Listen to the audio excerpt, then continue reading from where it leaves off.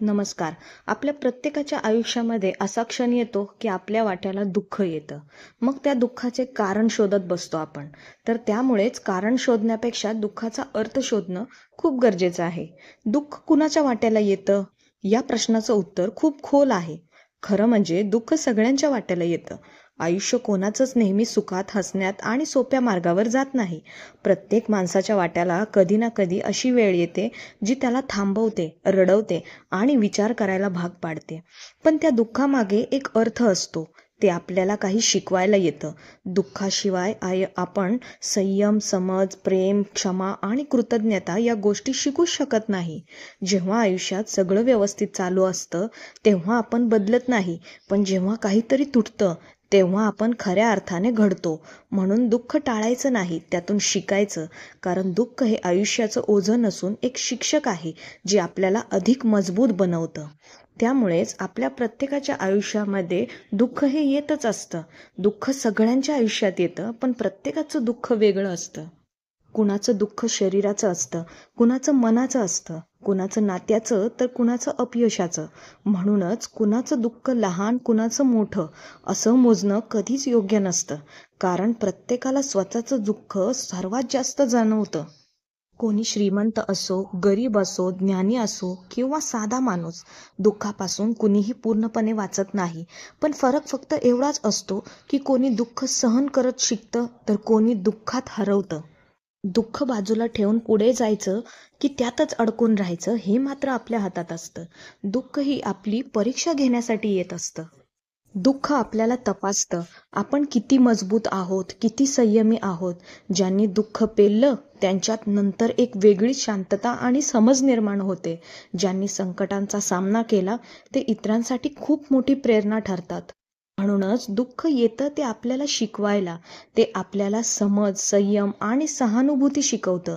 ते सांगतं आनंदाची किंमत फक्त दुःख अनुभवल्यावरच कळते. दुःख येतं ते आपल्याला मजबूत बनवायला.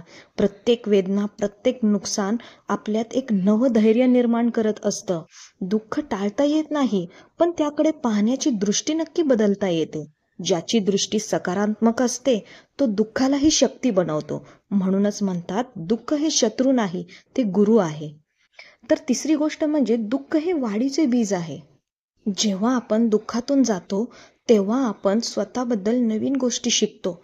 आपल्याला कळतं की आपण तुटलो नाही, फक्त घडत आहोत.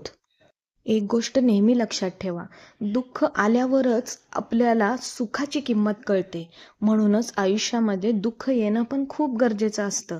सुखाचा अनुभव तेव्हाच गोड लागतो ज्यावेळी आपण कोणत्या तरी दुःखातून जातो. दुःख आल्यावरच सुखाची किंमत कळते, हे नेहमी आणि नेहमी लक्षात ठेवा.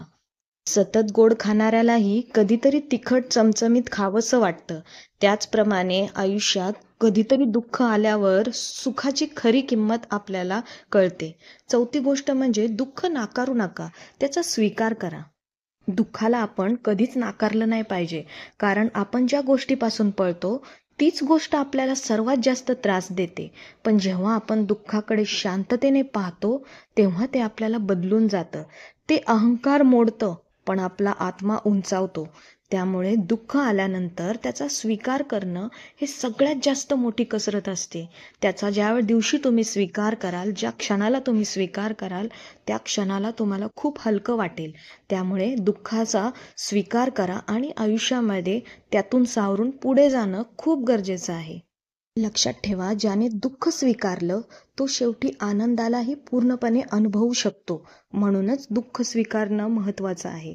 आता पाचवी गोष्ट म्हणजे दुःख टाळता येत नाही, पण त्याकडे पाहण्याची दृष्टी नक्की बदलता येते. दुःख कायमचं नसतं, ते येतं, आपल्याला काही शिकवून जातं आणि मग हळूहळू नाहीसं होतं. पण आपण त्यातून काय घेतो हे आपल्या हातात असतं. दुःख बदलत नाही, पण आपली दृष्टी बदलली तर अनुभव पूर्ण बदलतो. आपण सगळे आयुष्यात काही ना काही वेदना, नुकसान किंवा अपयश अनुभवतो. त्या क्षणी वाटतं की सगळं संपलं, पण खरं म्हणजे दुःख हे अंत नाही, ते परिवर्तनाची सुरुवात असतं. आपण जर दुःखाला शत्रू समजून त्याच्याशी झगडत राहिलो तर ते अधिक त्रास देतं. पण जर त्याकडे शिक्षकासारखं पाहिलं तर ते आपल्याला जीवनाचं खरं ज्ञान देतं. आता सहावी गोष्ट म्हणजे दुःख येतं ते आपल्याला मजबूत बनवायला. प्रत्येक दुःखामध्ये काहीतरी अर्थ दडलेला असतो, काहीतरी शिकवण, काहीतरी जागृती. जेव्हा आपण दुःखाकडे सकारात्मक दृष्टीने पाहतो तेव्हा ते आपल्याला मोडत नाही, उलट आपल्याला घडवतं. म्हणूनच दुःखाकडे सकारात्मक दृष्टीकडून पाहावं. व्हिडिओ आवडल्यास नक्की लाईक करा. धन्यवाद.